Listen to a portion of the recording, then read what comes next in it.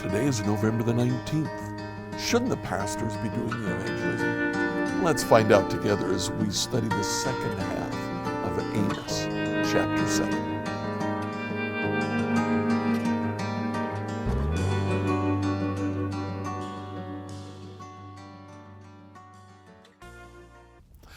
As we work our way through the book of Amos, we'll notice that in chapter 7, he starts with 3 visions. There is a historical interruption, and then he finishes with 2 more visions.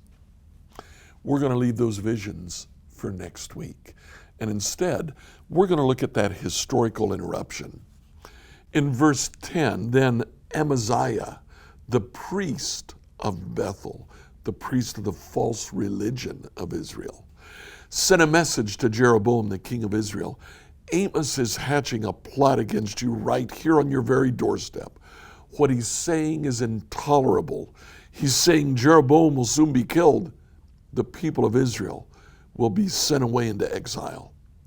Then Amaziah sent orders to Amos. Get out of here, you prophet. Go back to the land of Judah. Earn your living by prophesying there. Don't bother us with your prophecies here in Bethel.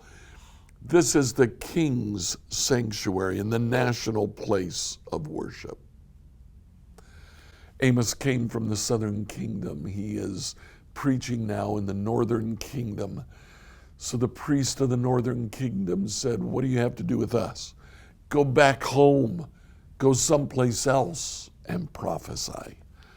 Listen to Amos's response, starting in verse 14. Amos replied, I'm not a professional prophet. I was never trained to be one. He literally says, I'm neither a prophet nor the son of a prophet.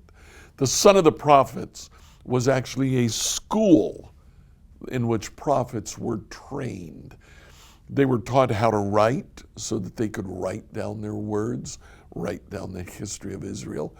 They were taught Hebrew poetry, how to compose Hebrew poetry, because most of the prophets actually are poetry.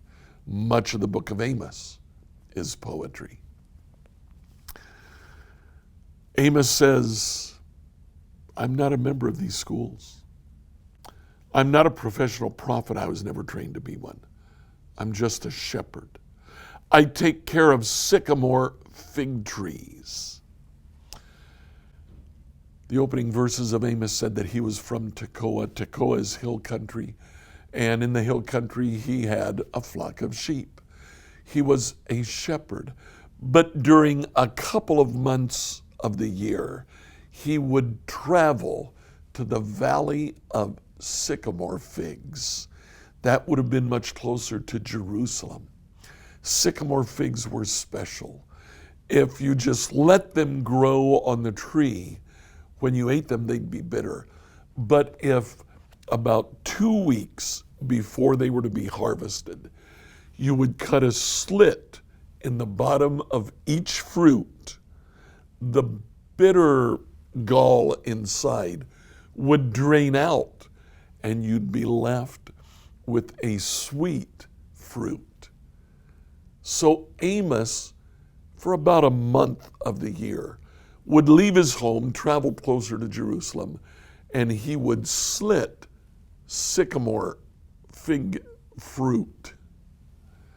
Now that's a very tedious job.